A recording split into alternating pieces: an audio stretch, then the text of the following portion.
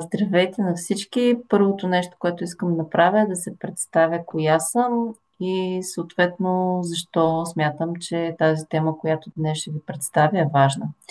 Аз се казвам Станислава Калинова, имам черно на бяло 20 годишен опит в работа с деца и техните семейства, в работа с зависимости, различни видове зависимости от ранна възраст и отскоро се занимавам в тази тема за ранно детска интервенция, която обхваща възрастта от 0 до 3 годишна възраст и всички проблеми, които могат да бъдат превентирани тежки в тази наистина ранна възраст, когато детето тепърва започва да своят живот. Ам, Ранното детско развитие е една тема, която започна да ме вълнува от преди няколко години, поради факта, че в кабинета ми започнаха да пристигат деца с тежки психични увреждания и работата ми с тях ме провокира да търся много повече информация и съответно да продължа своето образование и обучение в тази сфера, което доведе до логичното развитие на това, че за да може да се превентира едни такива състояния, наистина периода, в който това може да стане е от 0 до 3. А, Структурирането на детската психика е един много сложен въпрос, който обхваща, започва в ранната възраст и недоброто структуриране обхваща целия живот на човек. Затова първото нещо, с което ще започна, е с това как всъщност детската психика, човешката психика започва да се структурира и какви са важните етапи на а, развитие в детската възраст. Интензивният етап на развитие в човешката възраст, това е първата година. Първата година е най-интензивна първо, защото тогава започват да се формират нови невронни връзки, те тогава стартира тяхното развитие. А, Тогава започват първите процеси, в които започва движение, започва внимание да се фокусира, започват бебетата да осъзнават, осъзнават кога са с мама, кога са с баба, кога са с тати. Започват различни опознавателни процеси и всичкото, цялото начало на когнитивните процеси, двигателните процеси, нервното функциониране на човека започва през първата година и през първите няколко месеца от живота на бебето. Затова, когато си говорим за ранни психични проблеми, трудности, винаги наблюдаваме белези, които не са се случили в тези ранни месеци. Втората година е период, в който детето вече трябва да е започнало да върви и да прави кратки изречения по 2-3 думички. Това е репер за едно добро, нормално развиващо се дете, което върви, яде самостоятелно и прави кратки изречения.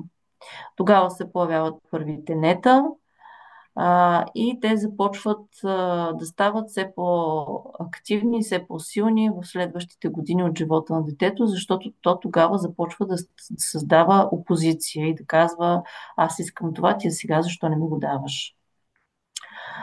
Третата година е една много специфична година, защото в тази година всъщност за първият най-ранен етап от формирането на психиката е завършен. И в тази година се появяват вече функционирането на следващата институция, която е детска градина.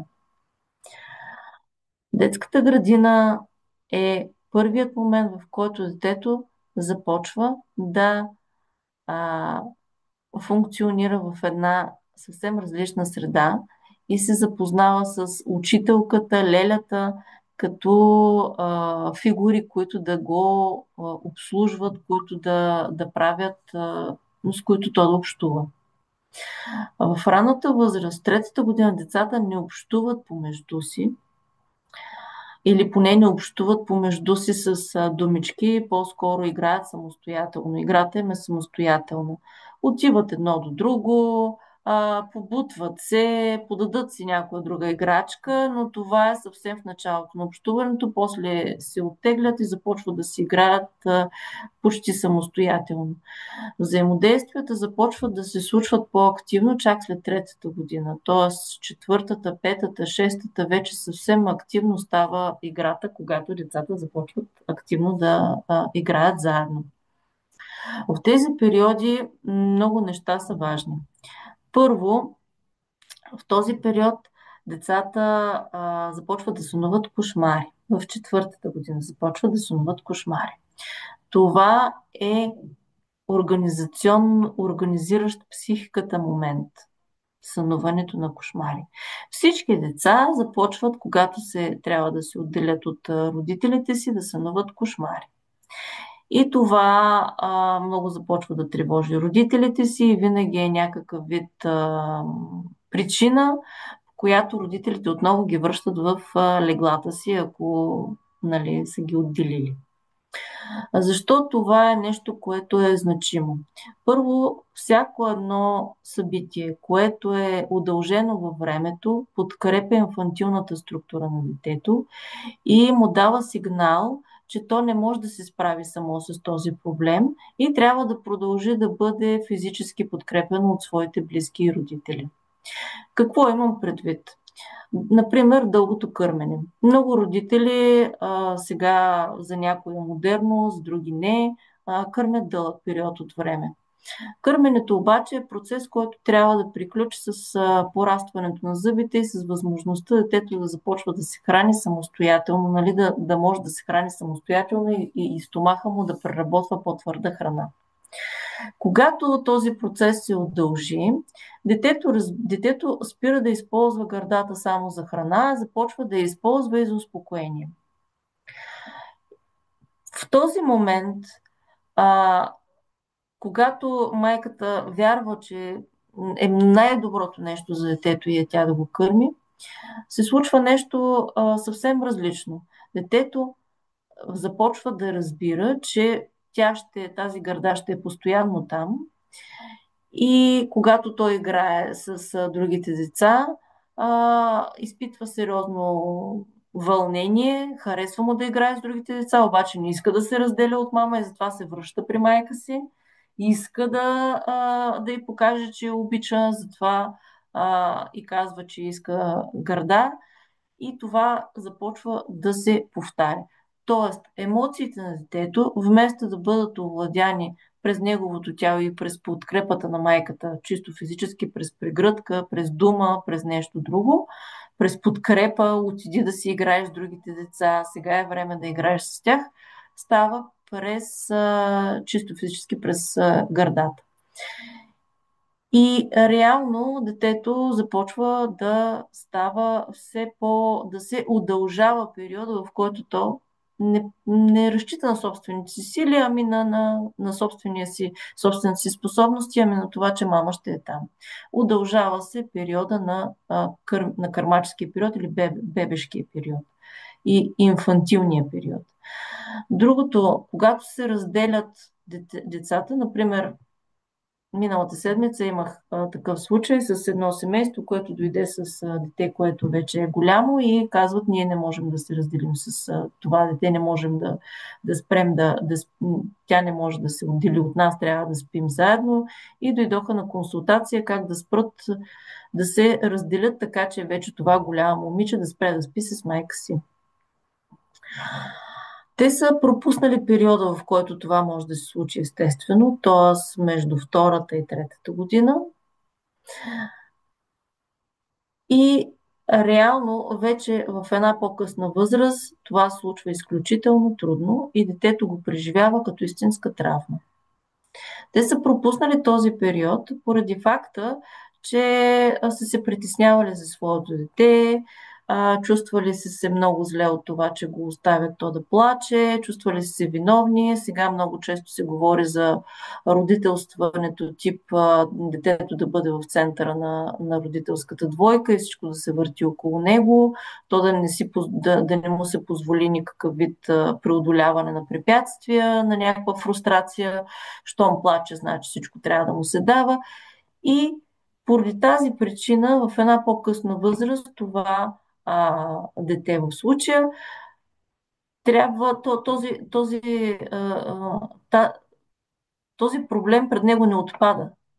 Той трябва да се случи, но на по-късна възраст трудността е много по-голяма, защото детето осъзнато започва да създава много по-големи страхове от тези, които би създало на 2 на годишна възраст и съответно раздялата се случва с много по-различна стъпка от това, което би се случило на една възраст, която това е редно да се случи.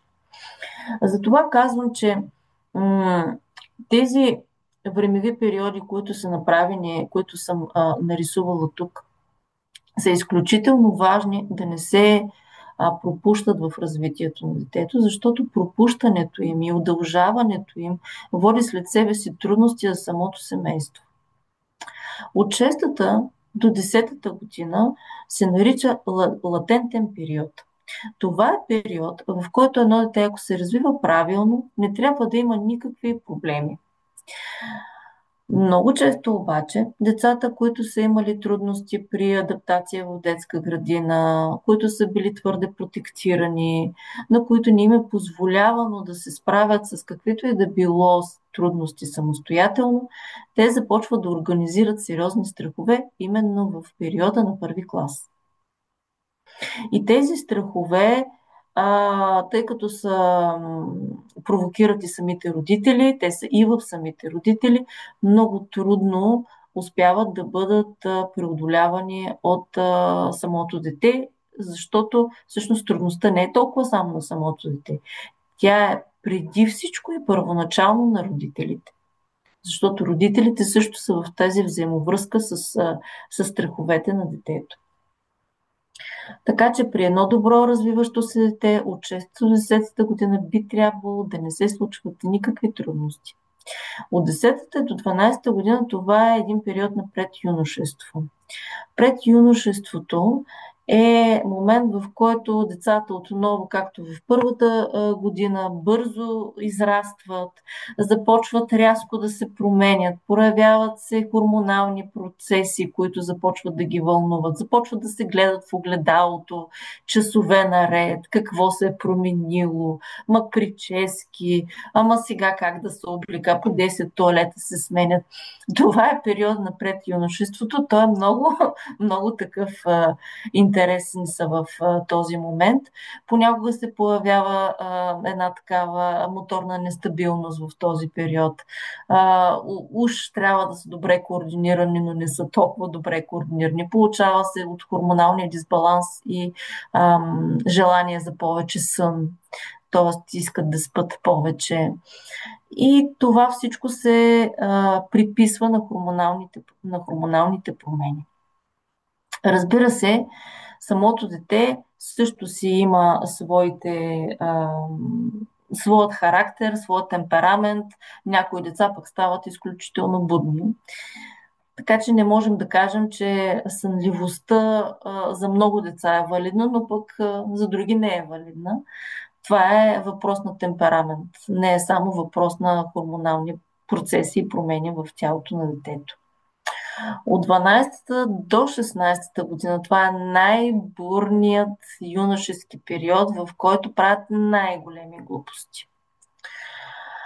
Тук мога да кажа, че ако от втората до към 4-та година се е формирала зависимост, свързана с екраните, от 12-та до 16-та година е много възможно в този период да се появи друга зависимост. И тя да е свързана вече с вещества или с нещо, с хазарт или с нещо друго. Тук много силно започва да се вълнуват децата от темата за сексуалността, от това кой кого харесва, как изглежда в очите на другите и така нататък. Важно е да се каже, че в този период децата много се притесняват. От една страна са много сексуално агресивни в поведението си, в начина по който изглеждат, държат да бъдат на показ. От друга страна, обаче, са много в търсене на себе си, много се вълнуват от това как ги възприемат другите и моралната оценка става изключително значима и важна. Тук е момента, в който всъщност започва да се формира и лидерството. Лидерството не започва в периода, в ранния период. Детето може да стане лидер, но това изисква един определен път на развитие. От 12-та година нататъка детето започва да формира процеси. Процеси, които са свързани с това как то учи, какви цели ще си поставя, как ще ги преследва тези цели, дали е достатъчно устойчиво, когато е записано на някаква извънкласна дейност, да продължава да я посещава, независимо от това дали му харесва или не му харесва. Започват тези неща да стават значими и водещи за това дали детето ще формира лидерски умения или няма да формира лидерски умения. Лидерството винаги върви с амбиция, разбира се. Амбицията е свързана и с агресия. Агресията в не е лидерство. Агресията от 12 до 16 годишна възраст, чистата агресия в желанието си да се утвърждават, също не е лидерство. Лидерство е когато детето е способно да формира процеси, да следва системи и да утвърждава морални ценности. Тогава е лидерство. Тогава можем да кажем, че се формират първите системи, в които детето започва да се проявява като лидер. Това не е онова дете, което ще излезе пред класа и ще демонстрира поведение на това как всички трябва да го слушат. Това е детето, което ще се опитва да създава, което ще се опитва да следва някаква ценностна система. Така, от 16 до 19 години това е следващият период на пубертета, в който вече пубертета започва да затихва. Първите активни моменти и в първите моменти, в които ние вече виждаме и забелязваме, че с това дете може да се говори като възрастен човек. Тук е момента, в който всички родители казват: ние сме си приятели. Тук стават родителите и децата започват да се доближават до приятелската възраст. Преди това родителят трябва да държи да бъде в позицията на родител и на възрастен, не в позицията на дете, не в позицията на приятел. Приятелството се появява тогава, когато срещу себе си имаш човек, с който можеш да комуникираш, да разсъждаваш и знаеш, че той разбира твоите разсъждения и може да ти върне обратно някаква адекватна обратна връзка спрямо това, което говорите. Тогава започва да се появява приятелството. Преди това родителят трябва да стои в позицията на авторитет и в позицията на това, че той казва той чертае пътя на морала и на това как трябва да се случват определени неща в живота на детето. 19-та година обикновено казваме, че е момент, в който пубертета приключва, но всъщност това е момента, в който пубертета минава в следваща роля. Ние на 19 години вече имаме по закон тези деца стават пълнолетни, но в същото време тяхната задача да създадат семейство, да натрупат житейски опит, тя не се е променила. И много често този опит минава през различни инфантилни и не толкова зрели решения, които се вземат. Ето начина, по който се завързва една психична структура в норма. И имаме фантазия, където е имагинерното и фантазното. Това случва до третата година. Имаме реално, където всъщност казваме ти, ако си сложиш ръката на котлона, ще се опариш и детето отива, пробва и се пари, т.е. реалността е започнала да работи. А, и бащината функция или тази функцията на родителя, който казва, ако направиш това, ще следва това. Много е важно тук да се спомене ролята на бащата. Много малко говорим за него, но за да имаме формираща здрава психична структура на едно дете, бащината функция е изключително важна. Бащината функция и майчината функция са функции. И слава Богу за това, защото когато имаме едно дете, да речем, което е изоставено, но то след това е осиновено от едни любящи родители, майчината функция се възприема от новият родител, от новата майка. И бащината функция от този баща, който не е биологичен. Така че това са функции. Бащината функция е нещо, което ние много неглижираме. Но за да се формира една добра психична структура, работеща, ни трябва бащата. Какво прави бащата? Бащата отговаря за глобалните процеси в едно семейство. За носенето на парите, за това на къде ще върви чисто социално семейството, за социалния кръг и приятелствата. Това са функции, за които бащата отговаря по принцип, за правилата, за морала. И когато бащата има слабо присъствие и абдикира от тези си дейности, защото бащата може да присъства, но само присъствие не означава бащина функция. Бащината функция се включва, когато този родител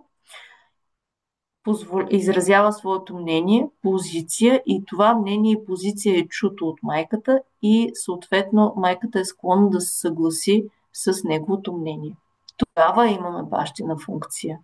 Когато майката е способна да се подчини на морала, който е зададен и който би трябвало да е общ за семейството. Има няколко правила, които са валидни за това в едно семейство нещата да вървят гладко. И ще ви споделя едно от тях. И то е следното. Когато единият родител наказва и по някакъв начин създава някакво наказание, другия родител харесва му, не му харесва, не опонира. И също в същото време спазва наказанието, което е дадено с детето. По този начин се спазва авторитета на родителя, на единият и на другият. По този начин всеки един от родителите се опитва да превъзпита себе си, защото когато наказваме децата, обикновено наказваме и себе си, защото като накажем децата без телевизия, обикновено и ние сме тези, които трябва да съблюдават това правило и ние не гледаме телевизия. Затова наказанията понякога са валидни и за нас, но това означава, че ако ние не ги спазваме, пък ги налагаме на децата, това е един двоен стандарт и самите деца много често се възползват от това и пропиват нашия авторитет по този начин. Така че възпитанието на децата до голяма степен е свързано с структуриране и втвърдяване на нашия характер като родители, така че ние също да изпълняваме нещата, които казваме. за да не сме в противоречие с морала, който преподаваме и постоянно говорим на децата. Има едно друго правило, което също е много важно и много родители изпадат в него, когато влязат в обяснителен режим. Обяснителният режим детето спира да ви слуша на третото изречение. Затова, за да не спират, понякога дори да кажеш не и детето те пита защо не, можеш да кажеш просто ми, защото аз казах. Не е нужно за всяка забрана или за всяко нещо, което се казва, да се влиза в дълъг обяснителен режим. Това не травмира детето. Детето започва да се травмира и да става влиза и то в обяснителен режим в по-късна възраст, когато е притеснено. Защото майката го е направила или бащата го е направил по същия начин. Така че дългите обяснителни режими не само, че не вършат никаква работа с детето, ами напротив, в един момент, в който то стане голямо и започне да се притеснява от някакви неща, то самото започва да изпада в обяснителни режими и влиза в ситуация на ами аз сгафих нещо, виновен съм, дай сега да се обяснявам тук много дълго време, защо така, защо иначе. Така че не се обясняваме твърде дълго на децата, за да може съответно те да възприемат, че нещо не трябва да се прави.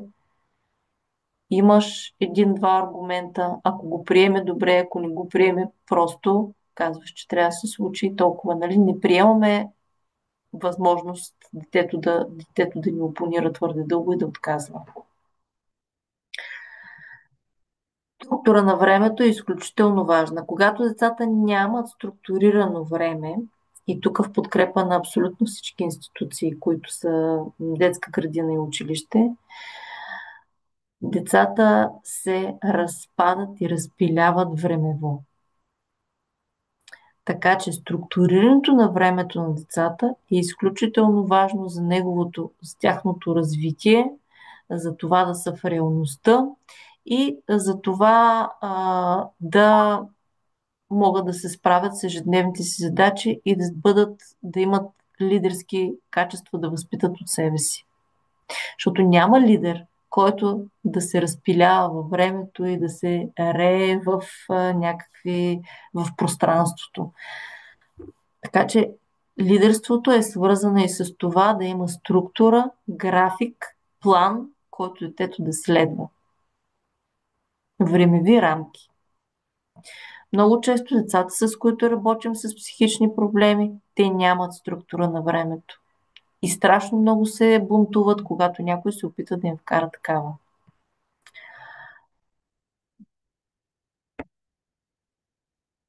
Как се изгражда агресивното личество?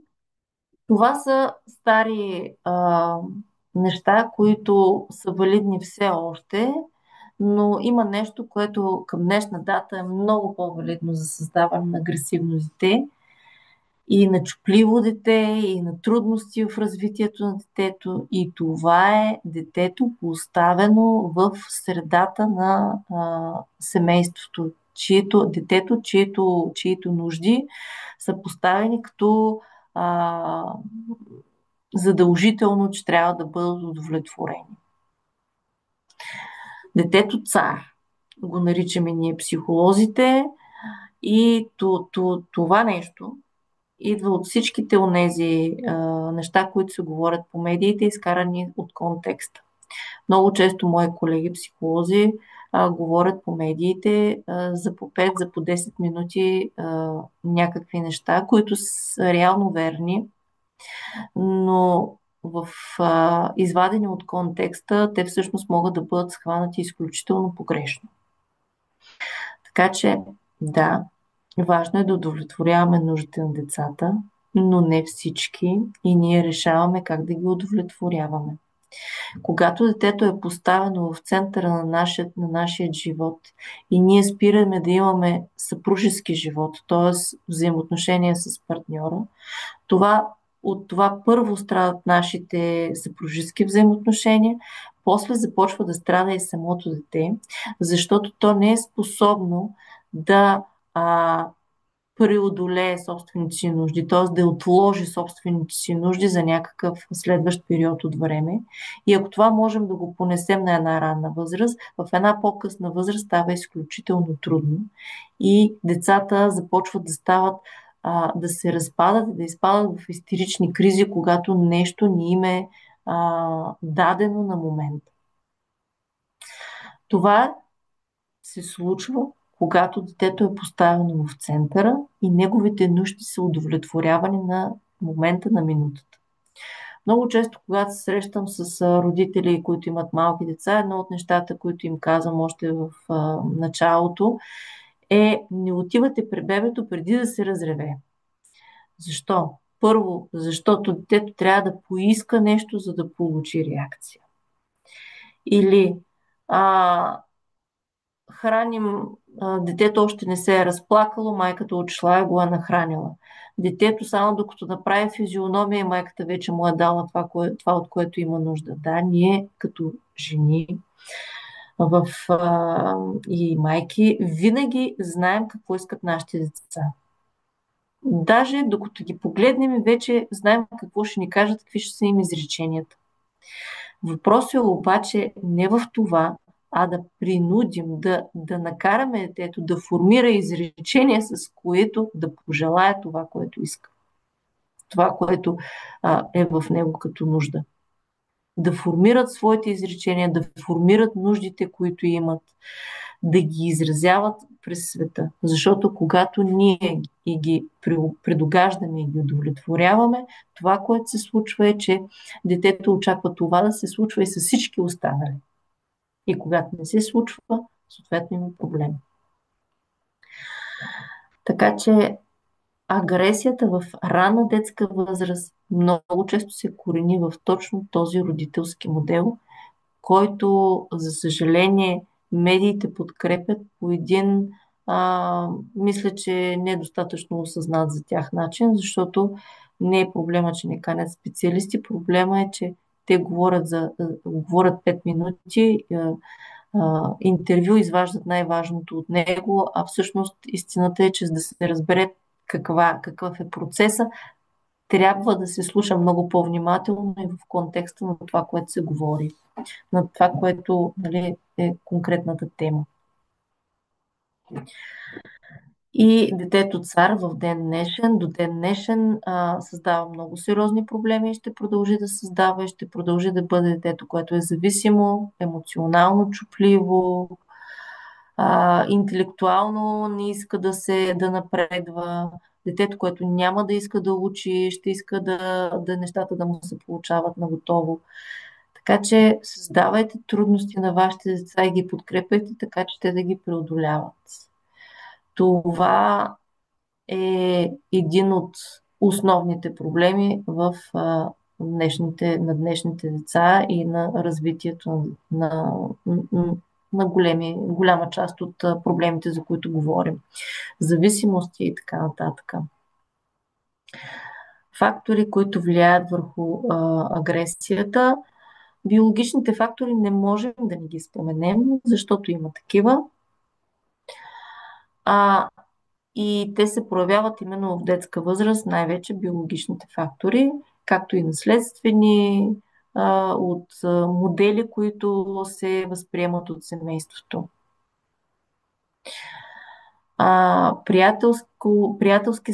Социална среда, приятелска медии, всичко това може да бъдат фактори, които да допринасят за агресивното поведение. Нашето поведение като родители в тази възраст и в този контекст трябва да бъде на срещуположната страна. Ето нещо, което наскоро пак едни родители му попитаха. Ами добре, аз много искам да имам взаимоотношения с моя партньор, обаче когато оставя детето в другата стая, то си гледа каквото си иска, постоянно се чувствам виновно и зле, защото той може да гледа неща, които аз не одобрявам. Да, детето може да гледа неща, които ние не одобряваме. И ако ние искаме да имаме взаимоотношения с нашите партньори, трябва да му позволим да гледа това, което може да гледа на телевизията или там на устройството, което му е дадено.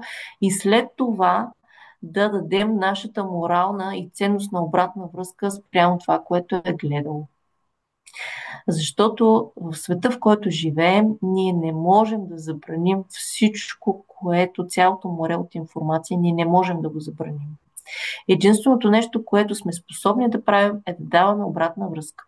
И да казваме, ами това, което гледаш в момента, на мен този човек ми изглежда по този и по този начин, така и така разсъждавам за него, ти какво мислиш по въпроса, това детско ми е много глупаво, какви са те, ние не сме такива, как може, нали, това детско, дето го гледаш, то е баща на Гъмбъл, примерно, изглежда ужасно. Ти представяш си да имаш такъв баща. Тоест, даване на обратна връзка от гледна точка на реалността и на морала. На това, как ние виждаме на това детско. Не, че децата ще спрат да го гледат, но ще формират гледна точка на възрастен човек в главата си спрямо това, което гледат. И това е ценното. Да формират критичност. И когато ние формираме критичност към морето от информация, която имаме, т.е. ние сме си свършили работа за това, че децата ще могат да преценят цялата тази информация през призмата на един възрастен, който са създали в главата си. Създаде се го, защото ние сме им позволили да го създадат.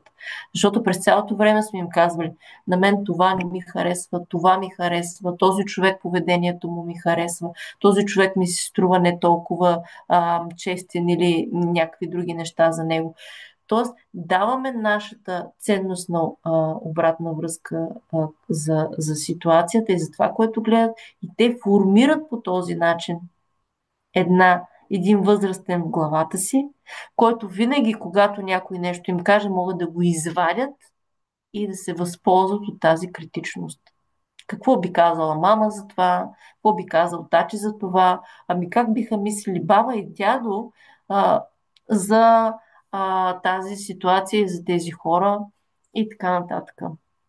Това не става веднага, но става с повторение и с постоянство.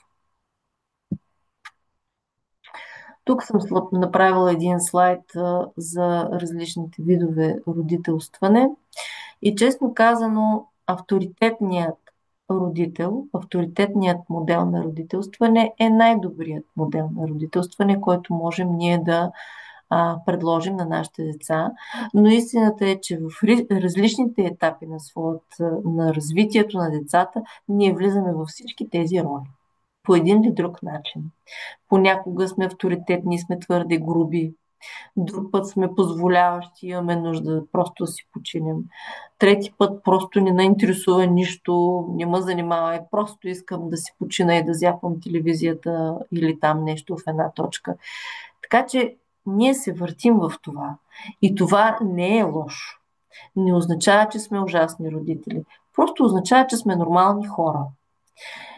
И това, което е най-нормалното нещо да направим, когато се усетим в някаква нали, неправилна ситуация, да си дадем ние за себе си обратна връзка, нали, как сме реагирали в определена ситуация и да вербализираме. Тук може би не реагирах правилно. Тоест, понякога да си признаем, че не сме реагирали добре, също е изграждане на авторитет и поздаване на възможност на детето да се почувства право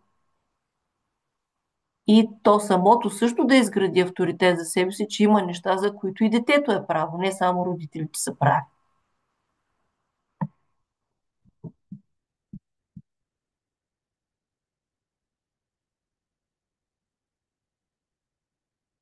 Така, принципи на родителстването в ранна възраст трябва да има ясни, неотменни правила. Минимум, така, всъщност в ранна възраст около едно-две, после 3. Как се наказват малките деца? Малките деца се наказват по около минутка-две до 3 максимум. И колкото по-големи стават, можеш да се увеличават наказанията. Когато наказваме едно малко дете с голямо наказание, т.е. цял ден, днеска това няма да получиш, утре няма да го получиш, цяла седмица няма да го получиш. Това, което всъщност става, е, че детето свиква. И като свикне, какво ти после не може да го накажеш. Затова наказанията се дават кратки, за да имат своят регулиращ характер и после се връща. И когато детето знае, че ще бъде наказано, то знае, че няма да бъде до живот наказано, обаче всъщност ще му е неприятно и не иска да бъде наказано.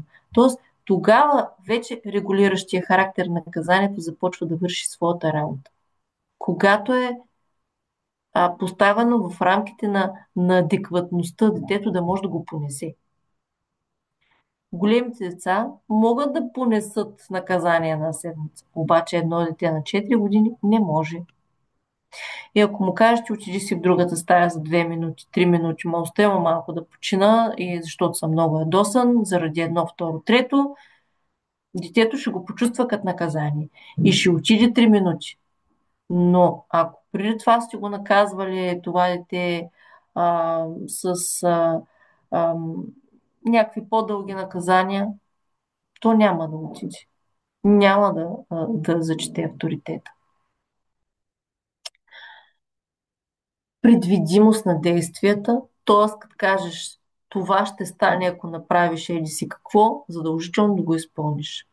От работата с зависими, нещо, което е много така значимо и валидно за абсолютно всички такива младежи, е, че при тях няма значение какво ще направиш, първо си виновен. Тоест, много често хем са наказани, хем после наказанието им е отменено и хем родителя се чувства изключително виновен за това, че е наказал детето. И тук веднага ми изниква един случай на една майка, която каза ми, той ма приби, отиде детето и аз го извиках полиция и той отиде в приемника, обаче се чувствам много зле, че детето ми е в приемника и едва ли не го правя престъпник, затова ще отида и ще го изкарам от приемника. И това е редовен случай при всички деца, които стигат до сериозна употреба на психоактивни вещества. Така че предвидимостта на действията от ранна възраст дава граница, рамка в психичното и децата знаят докъде може да си позволят, докъде не може да си позволят и кога ще получат някакво наказание и знаят, че трябва да понесат гнева на своят родител. Всички ние сме понасяли гнева на родителите си и това може и да не е травмирало, но все пак не е направило нормални. Когато не можем да понесем гнева на родителите си и гнев родителите ни го дават, тогава рискуваме децата да залитнат, ако не в психотично функциониране, то в зависимост и оттам отново в клиенти на психиатричните институции. Така че предвидимост и наказания са изключително важни. Не да тормозим децата, но и да даваме наказания, които са адекватни. Представяне на родителя какво би могло да стане от това дете. Тоест, когато ние дадем отправна точка, линия за бъдещето, ти можеш да станеш лекар, ти можеш да станеш това или онова. Детето иска да удовлетвори нашите желания и започва да се старае и да прави определени действия, с които да удовлетворява нашите желания и фантазии за него. И е много важно ние да им даваме такова предначертание. И тук в противовес на абсолютно всички родители, ти каквото си искаш, това ще станеш. Ма ти както си прецениш. Ти както си прецениш, обаче в същото време аз много бих се радвала, ако станеш чудесен лекар, имаш такива и такива заложби, така и така се справяш по тези предмети, виждам, че изпазваш структура, време и така нататък. Ти имаш всички качества да станеш еди си какво. Когато на дете му си кажеш така, то се чувства значимо, то се чувства полезно и то прави всичко нужно, за да постигне тази цел. Дори да не стане лекар, да стане нещо друго. То ще се старае да стане нещо и да бъде полезно за обществото и за себе си. Когато обаче оставям така, ми както решиш, ми каквото искаш, и то детето пита, задава въпроси, обаче родителите не дават отговори, тогава всъщност самото дете става много объркано и много започва да си дава въпрос, аз за какво ставам, ми да уча ли, да не уча ли, ми какво да уча, какво да правя, и тогава стават, нали, трудности се появяват порастването. В тази възраст 16-19 тогава се появяват тези трудности. А родителите да имат своя хоби, професия, която да развиват. Изключително важно. Много е важно родителя да не е залепен за детето. Най-големите проблеми, които ми се случват, са от родители, които единствената им задача и идея в живота е с детето. Какво случва с това дете? Мислят го, сънуват го. Дори и детето, да речем, да е започнало да се оправя от някакъв проблем, здравословен, нещо друго, те продължават да го мислят и не му позволяват, да речем, то да прави нови действия. И тук имам много примери, които мога да дам. Например, които често боледуват, или пък са имали проблем в своето детство, свързан с някакъв физически. Родителя става много тревожен, залепя с детето, само и само да се оправи проблема. Това е най-естественото нещо, обаче когато проблема започва да се оправя, родителя продължава в същия дух да го протектира и да не му дава то да пробва новите неща, които е способно да пробва. И тогава детето изкуствено е задържано и то се научава, че не може. Например, имаме една майка, която детето вече е на 7 години, то вече може да ходи и всичко му и дълго да ходи, но тя все още го кара с количка. Независимо, че то може. И ми е много трудно да убедя тази майка, че детето може да ходи много по-дълго време, отколкото тя си представя. И трудностите на това дете те първо предстоят.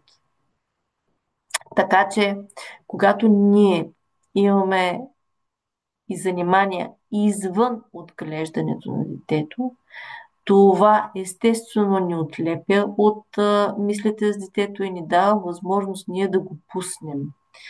Да му дадем възможност то да пробва неща, които може да изглеждат нали, страшни за нас.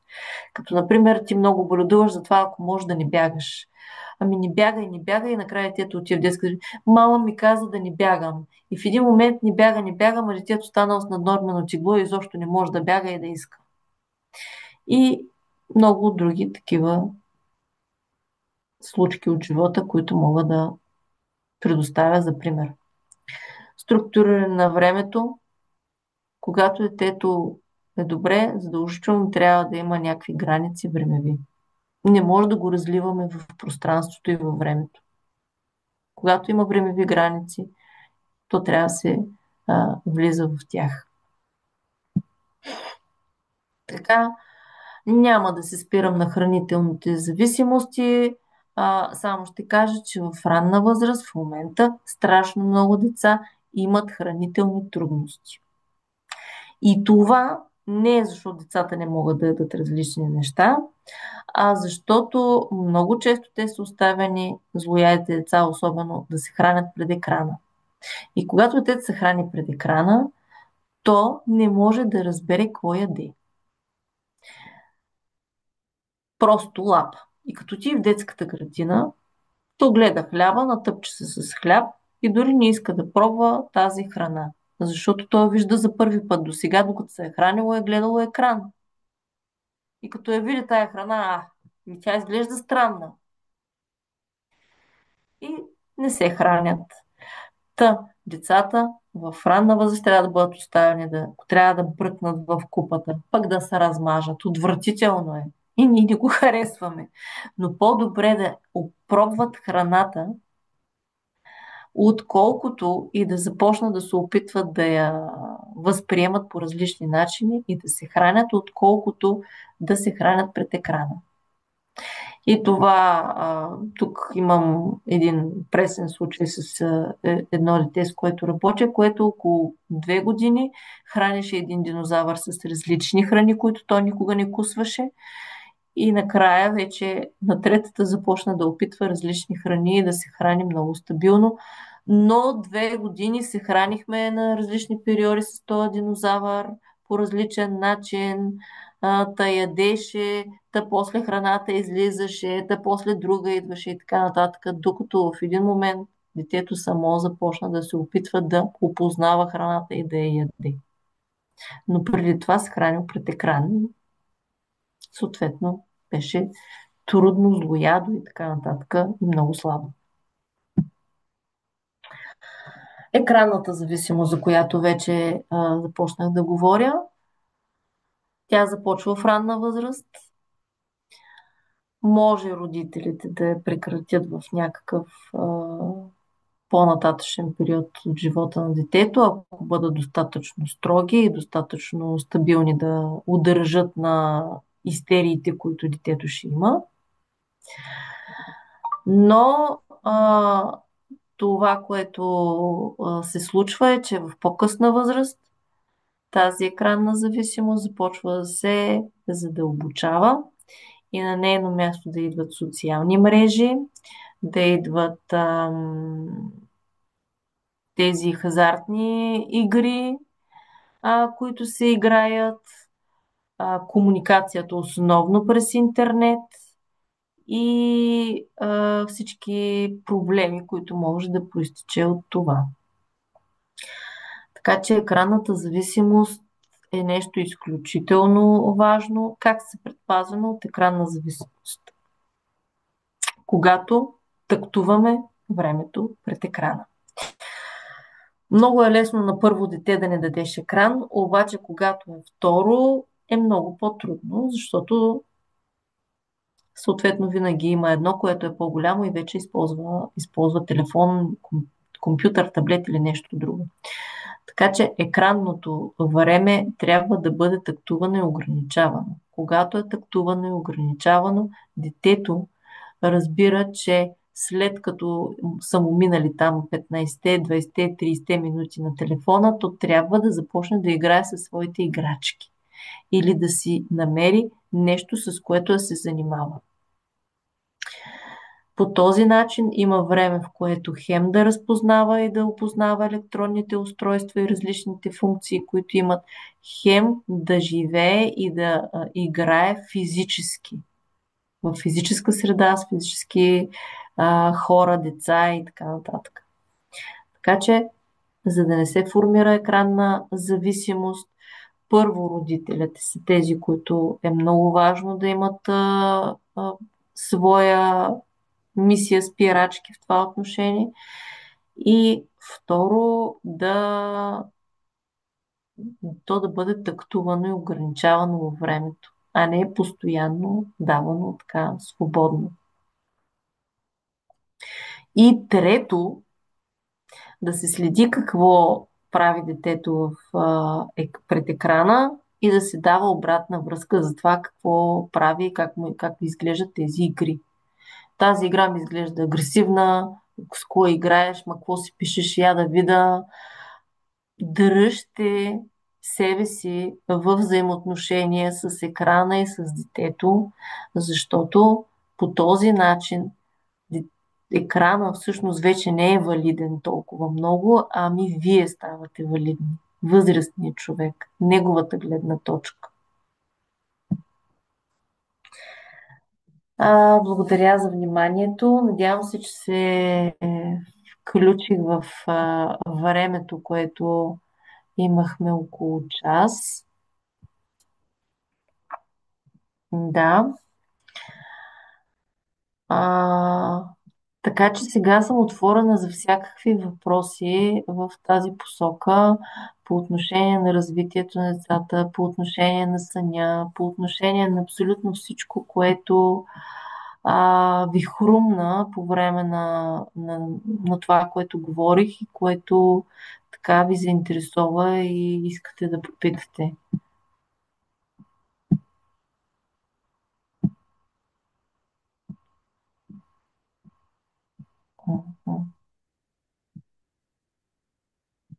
Станислава, благодарим ти много за полезната информация и за това, че се отзова да споделиш опит и познания с нас. И да, нека да отворим време за въпроси и отговори. Ако искате, покажете се, пуснете си Да, микрофоните. Това е сигурно пространство и можем да споделяме приятелски и да си помагаме взаимно. ами да, всъщност, реално това, което днес говорих е резултат от много дълго време работа и наистина ще се радвам, ако мога да бъда полезна и кажа някакви неща за това, което ви вълнува.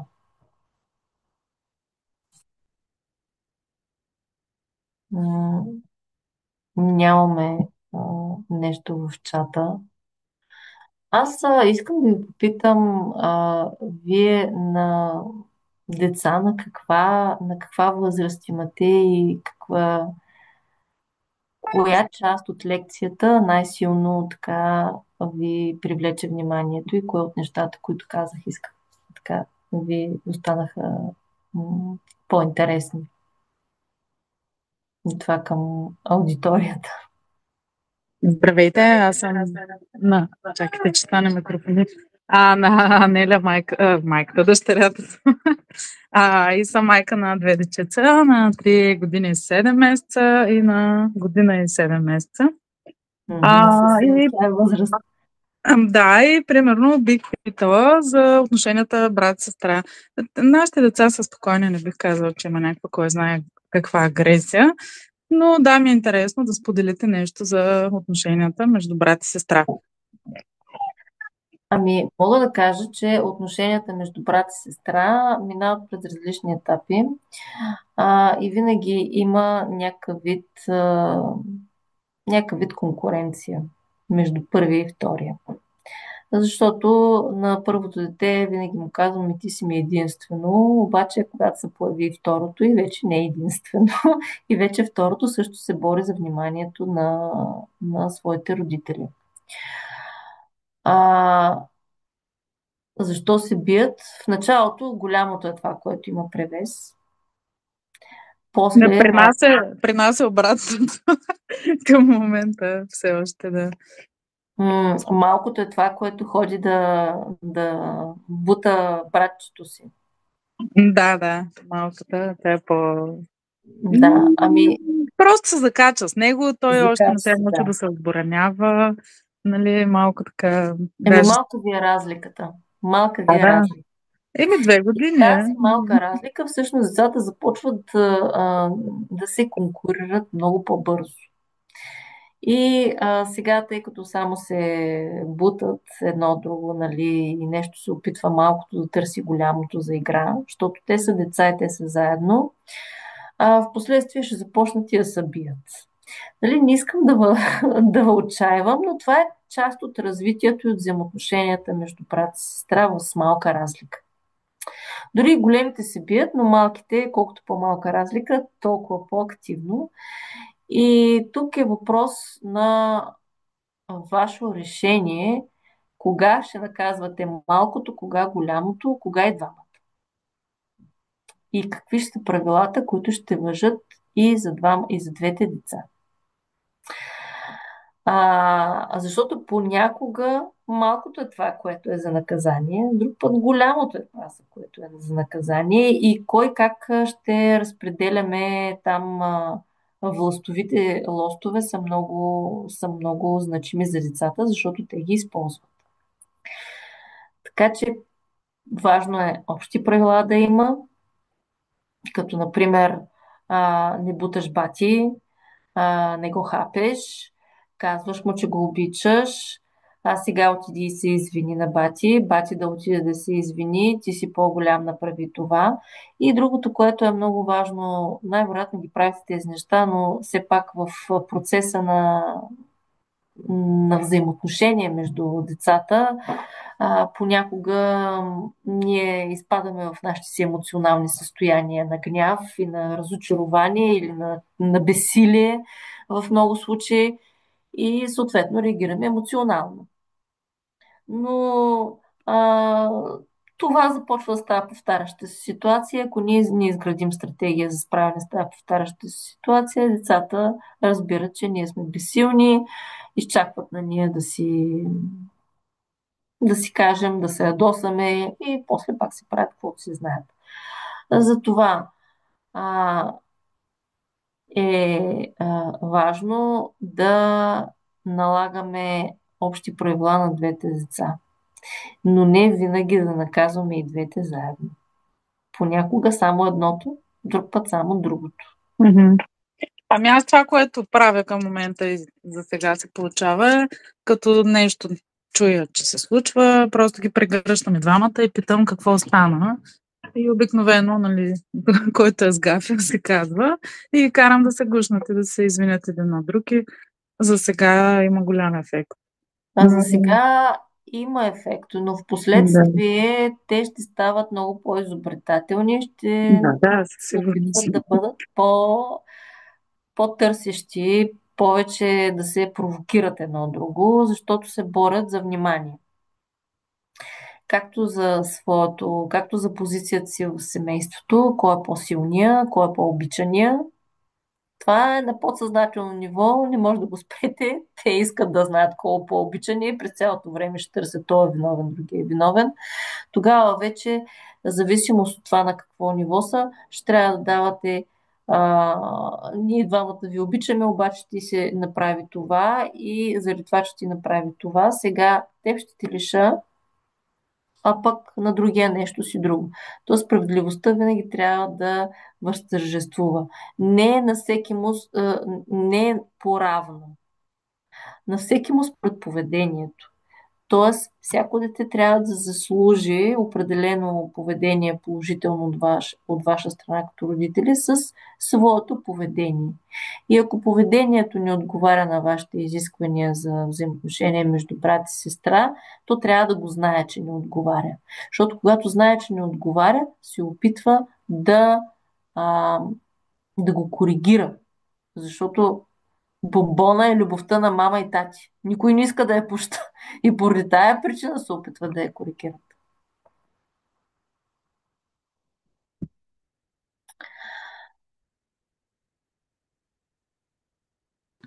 Ако позволите, здравейте. Здравейте. Николай Ценков се казвам.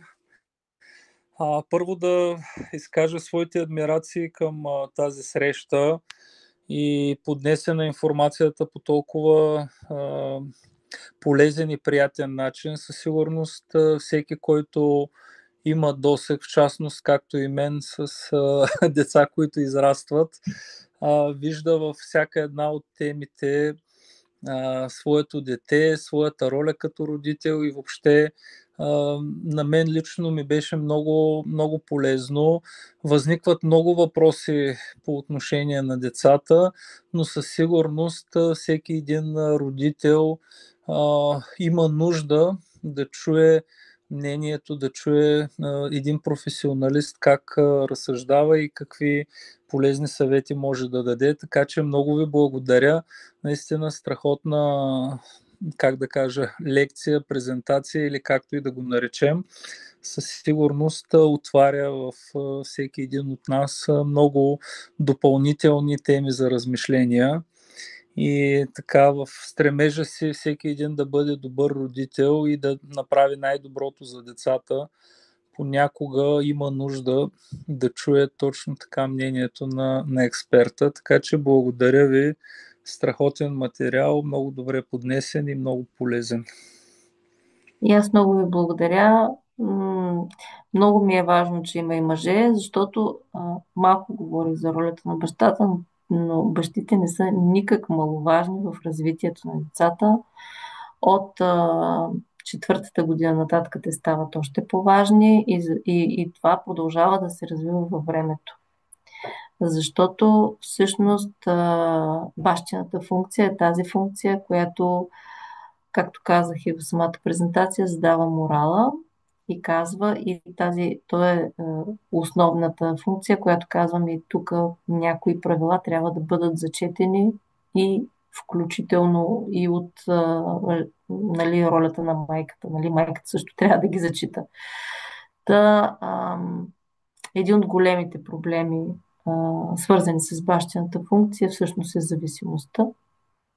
И то наркотичната зависимост, и хазартната, но най-вече наркотичната, защото огромна част от младежите, които стигат до употреба на психоактивни вещества, никога не са стигали до гнева на баща си или са стигали до гнева на баща си, такъв експлозивен, аз съм много гневен и следващия път, аз сега се извинявам, тати, че бях толкова гневен и после имаме едни други проблеми.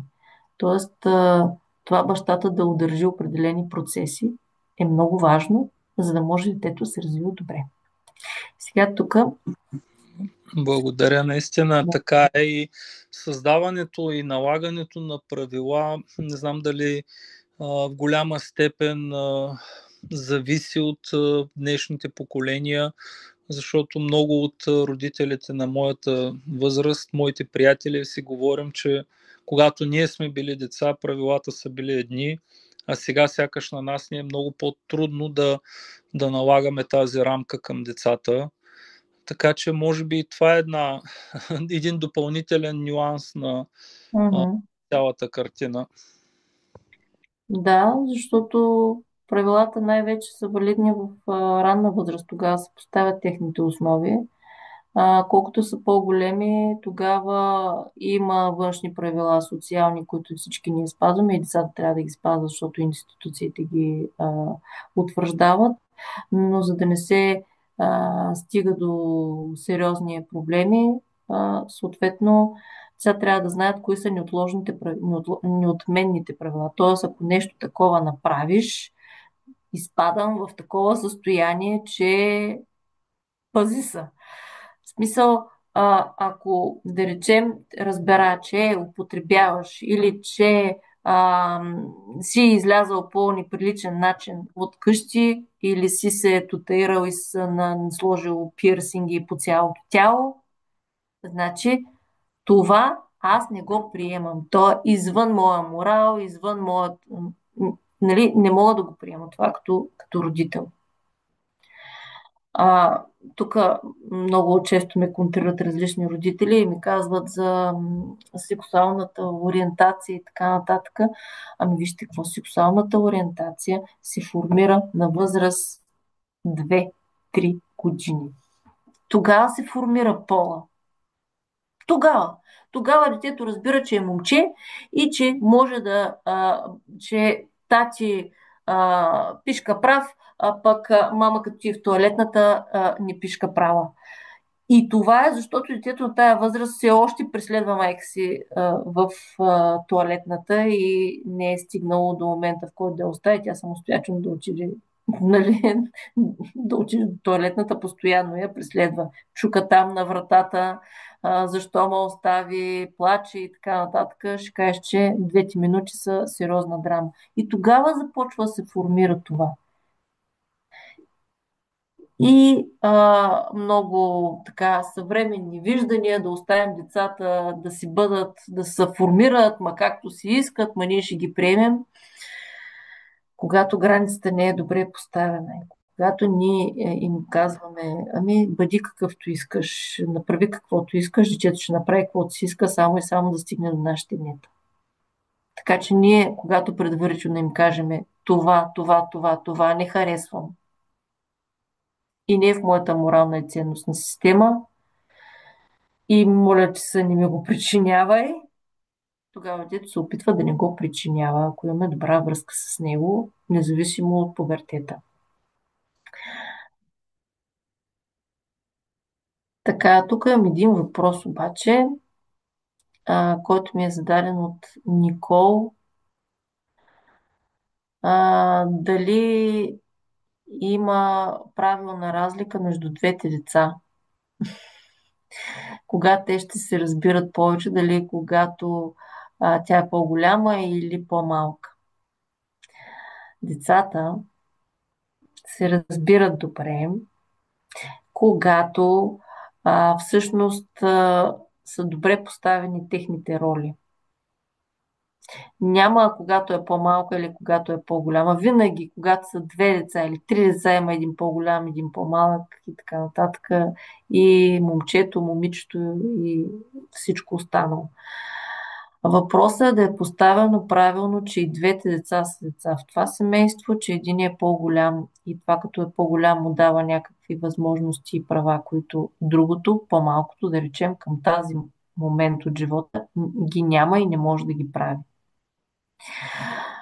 А как се решават конфликтите между децата? Ами, всеки конфликт се решава по различен начин. Няма универсално решение за това. Най-лесно се разбират разнополови деца, когато са, нали, от различен пол. Когато са от един и същи пол, да речем, може би при момичетата е по-лесно, при момчетата винаги има голям конфликт между тях и се бият страшно много. И след като станат големи, но това е процес. Те може да се бият много, обаче се научават по този начин да се защитават и в момента, в който влезе трети в техните взаимоотношения, те започват да се консолидират, да се капсулират и да не позволяват някой да им влиза в отношенията. Така че това процес как се развиват взаимоотношенията между братя и сестри и когато станат по-големи, започват да се намират по различен начин, чисто да си взаимодействат. Много е важно как е поставено тук, нали, как се обичаме, как е поставена пак моралната рамка.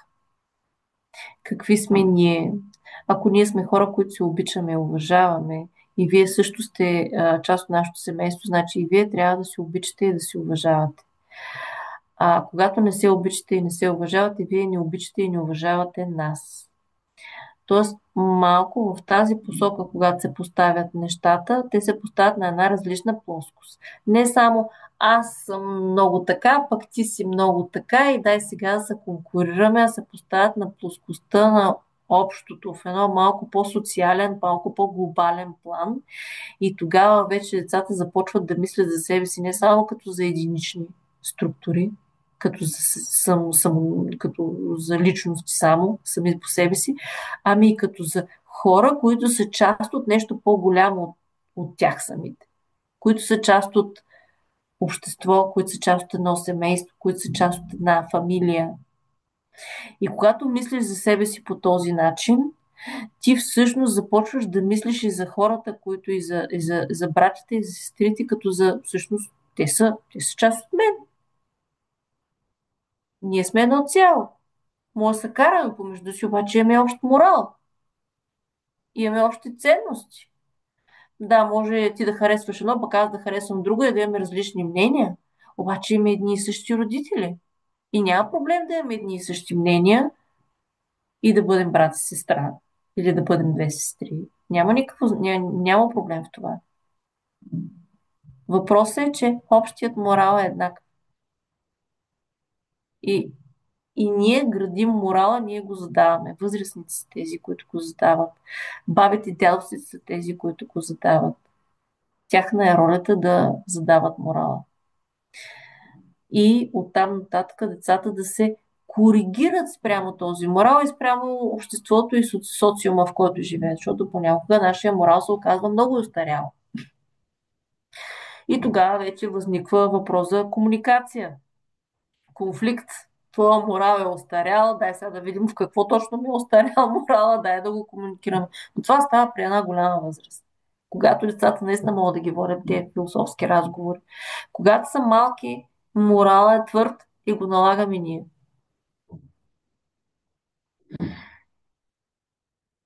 Има ли други въпроси, които бихте искали да ми зададете и аз съм готова да отговоря?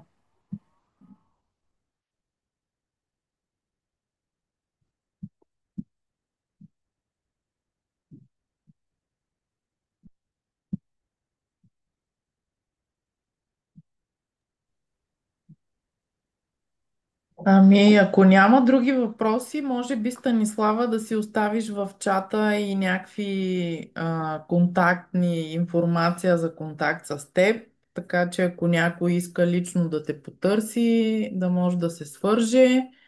И Да, много а, искам да ти благодаря и аз, че се отзова и по този начин всички тук, които участваме и се обогатихме и научихме по нещо ново, защото всички имаме нужда от такива знания и умения. И посветихме тази среща и на седмицата, която Lions International така изпълнява с дейности, насочени към психичното здраве и благосъстоянието. Надяваме се с помощта на Станислава да си помогнем взаимно за а, уместни, по-умели и по-добри отношения и възпитание на нашите деца. Така че ага. благодаря на всички, които се включихте и най-много на Станислава.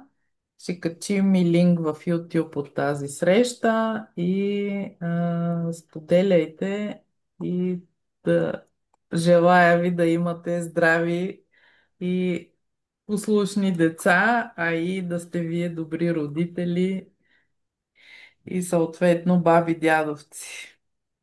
Аз това, което искам да кажа за всички, някой се включва и не мога да разбера някой бебе ли е това. Да, Поздрави за баба. да. Благодаря. Да, поздрав за баба. Това, Благодаря, благодаря. това, което искам да кажа е, че аз също благодаря на всички, които се включиха. Разбира се, могат да ме търсят по всяко време на оказания телефон и имейл почта. За всякакви въпроси, свързани с функционирането на детето и с това как да направим нещата правилно, така че накрая да имаме положителни резултати. А, Както и въпроси, свързани а, с лидерството и с изграждането на лидерство, защото ние в Lions, освен че сме приятели, имаме и тая мисия да формираме лидерство и да формираме лидери. Това не е никак лесен процес. Лидерите са много сложни. И така както решават да ни слушат, така в следващия момент могат да не отсвирват и е много трудно да бъдат контролирани. Но истината е, че когато имаме младежи, които мислят за дейности, как да ги организират, какъв ефект ще има от тази дейност, как съответно те ще бъдат полезни на общността си. Ние по този начин формираме мисъл, която е мисъл за изграждане на система, изграждане на лидерство. И тези системи са изключително важни, за да подкрепяме нашите млади хора, които да противостоят на всичко това, което социални мрежи, медии, всичко ни залива в някаква пошлост и кара децата в някаква друга плоскост, която не е полезна за тях самите и за развитието на нашето общество. Така че наистина много ви благодаря, че присъствахте и ще се радвам, ако имате някакви въпроси, каквито и да било, свързани с деца и с детско развитие и с депресивни състояния след родилна депресия, неща, които всъщност често също могат да създават сериозен проблем, можете да ме търсите. И аз съм готова да отговоря на всеки един проблем и такъв въпрос индивидуално според конкретната нужда. Благодаря ви за вниманието. Довиждане. Благодариме ти и ние и хубава вечер на всички. В Lions си помагаме не само на другите хора, но и на нас помежду си. Отново поздрави за всички, които подкрепяте Лео, нашите младежи и хубава вечер ви пожелавам. Хубава Чао, вечер. чао. Довиждане. Чао. Благодарим. Чао. Чао, чао.